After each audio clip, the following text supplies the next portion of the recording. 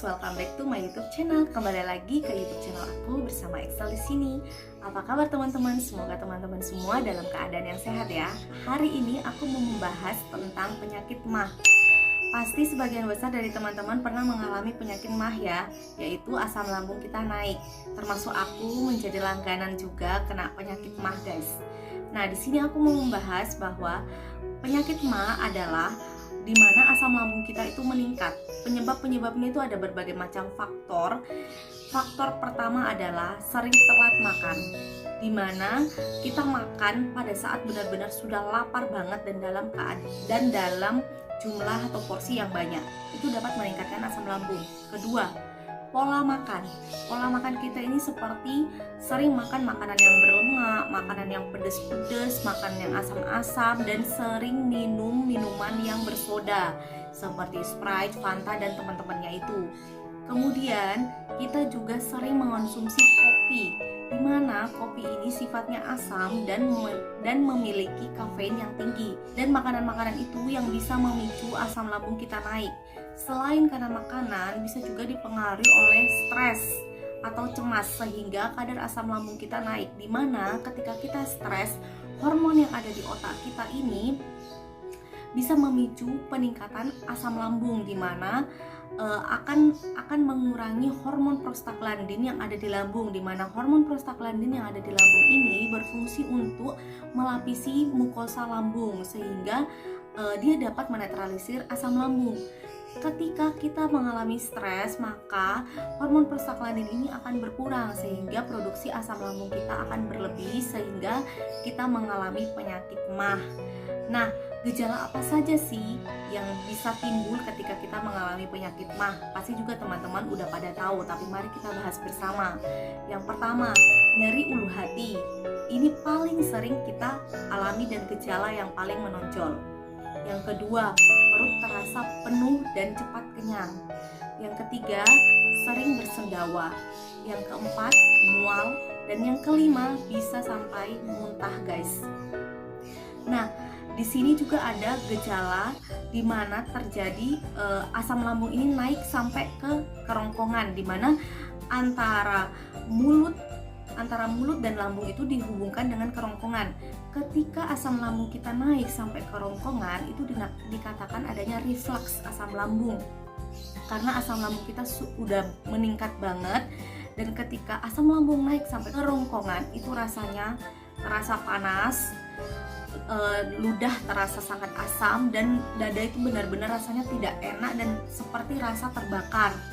Dan ini bisa juga disebut dengan GERD, yaitu gastroesophageal reflux disease. Tapi di sini aku mau lebih fokus ke penyakit MAH. Selain itu lagi, penyakit MAH ini juga bisa disebabkan adanya infeksi bakteri yaitu H. pylori. Nah, itu tadi gejala-gejala dari penyakit MAH. Nah, bagaimana ketika kalian mengalami penyakit MAH? Obat apa yang bisa kalian beli di apotek? Ada banyak sekali obat MAH yang dapat kalian beli di apotek, guys. Nah, di sini aku mau menjelaskan obat-obat MAH. Di sini aku udah punya beberapa jenis obat MAH. Tentunya tidak semua aku bisa paparkan di sini, tapi paling tidak kalian bisa cari zat aktif yang sama di apotek. Nah, obat-obat MAH atau obat-obat untuk asam lambung ini ada 3. Yang pertama itu ada antasida, yang kemudian ada PPI yaitu proton pump inhibitor, yang ketiga yaitu ada H2RA. Nah, ini yang saya mau bahas adalah obat-obat bebasnya guys, yaitu antasida. Antasida ini dia memiliki kandungan aluminium hidroksida dan magnesium hidroksida, di mana dia berfungsi untuk menetralkan asam lambung. Nah, ini bisa kalian beli di apotek secara bebas. Dengan cara ini tabletnya adalah tablet kunyah. Seperti itu guys. Kemudian yang paling sering lagi yaitu ada Milanta dan ada Promax. Nih ya guys, ada Milanta dan ada Promax. Kebalik. Ada Milanta dan ada Promax. Nah, ini aku mau membahas zat aktif yang ada dalam Milanta. Nah, di sini di Milanta itu ada aluminium hidroksida, ada magnesium hidroksida, dan ada simeticon. Untuk aluminium hidroksida dan magnesium hidroksida tadi sudah ada dalam kandungan antasida tablet ini. Nah, aluminium hidroksida dan magnesium hidroksida itu adalah golongan obat antasida yang tadi saya sudah jelaskan. Dia berfungsi untuk menetralkan asam lambung di dalam lambung kita, guys. Ketika asam lambung kita meningkat, dia ini bersifat basa tapi tidak membahayakan lambung, sehingga dia dapat menetralisir asam lambung yang sedang meningkat. Kemudian simetikon. Simetikon ini berfungsi untuk perut yang kembung. Jadi ketika kita asam lambungnya naik, perut kita juga terasa kembung. Jadi dia mengurangi gelembung-gelembung gas yang ada di saluran pencernaan kita yang ada di dalam lambung. Ini fungsi dari simetikon. Kemudian kalau promak itu isinya kurang lebih juga kayak milanta, guys.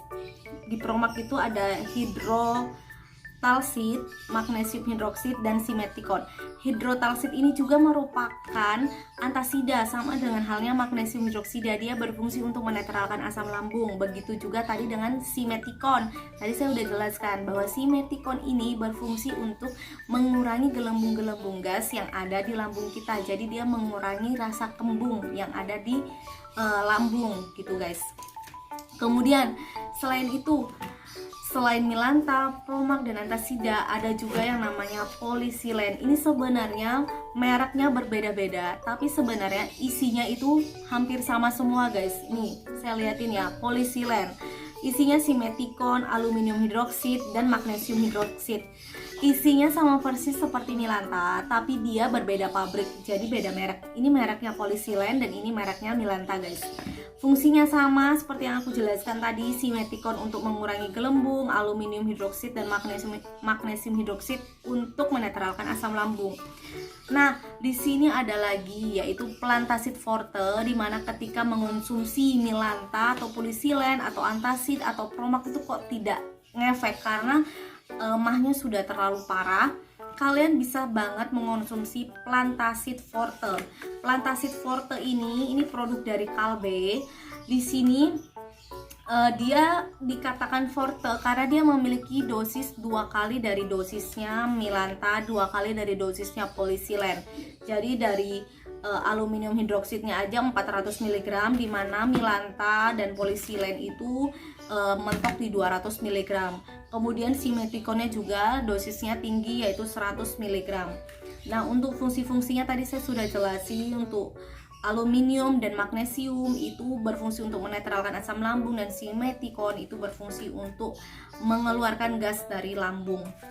Nah, di sini aluminium hidroksid dan magnesium hidroksid ini bekerja untuk menetralkan asam lambung, di mana sebenarnya yang perlu kalian ketahui bahwa magnesium hidroksida ini bisa menyebabkan konstipasi, yaitu sembelit. Akan tetapi ketika dia dipadukan, ketika dia dikombinasikan dengan aluminium hidroksida, dia akan mengurangi efek dari konstipasi, karena aluminium hidroksida ini dia memiliki efek seperti pencahar untuk melancarkan pencernaan. Jadi ketika kalian mengonsumsi obat ini, ketika kalian mengonsumsi obat MA, jadi tidak perlu khawatir mengalami konstipasi karena aluminium hidroksida sudah menetralkan magnesium hidroksida sehingga tidak terjadi konstipasi. Seperti itu, guys.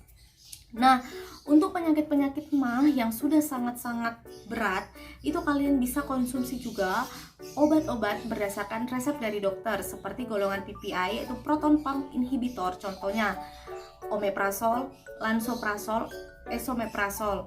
Itu obat-obat yang bisa kalian dapatkan berdasarkan resep dari dokter. Kemudian untuk H2RA itu seperti ranitidin dan simetidin, dan kadang ranitidin, simetidin, dan lansoprazol ini biasanya dikombinasikan oleh dokter, dan itu bisa kalian dapatkan berdasarkan resep dari dokter ya, guys. Tadi saya jelaskan itu obat-obat bebas yang bisa kalian beli di apotik, dan pastinya kalian sudah paham ya fungsi dari obat-obat itu. Nah, makanan apa saja sih, guys, yang perlu kalian hindari ketika kalian terkena asam lambung berlebih? Seperti yang saya jelaskan tadi faktor-faktornya, hindari makanan yang berlemak tinggi, karena makanan yang berlemak tinggi ini sangat lama berada di lambung sehingga dicernanya juga lama, sehingga dia dapat meningkatkan asam lambung. Yang kedua, kurangi minum minuman yang bersoda guys, karena ini sifatnya asam sehingga bisa meningkatkan asam lambung. Yang ketiga, kurangi makan pedas-pedas. Kayaknya ini saya tidak perlu jelaskan deh mengapa kita kalau makan yang pedas-pedas asam lambung kita langsung naik. Karena kalau makanan yang pedas-pedas itu benar-benar dia sifatnya panas banget dan bisa meningkatkan asam lambung. Yang keempat itu kurangi minum minuman yang tinggi kafein seperti kopi guys. Oke guys, sekian dulu video dari aku. Semoga apa yang aku sharing ke kalian bisa bermanfaat buat teman-teman.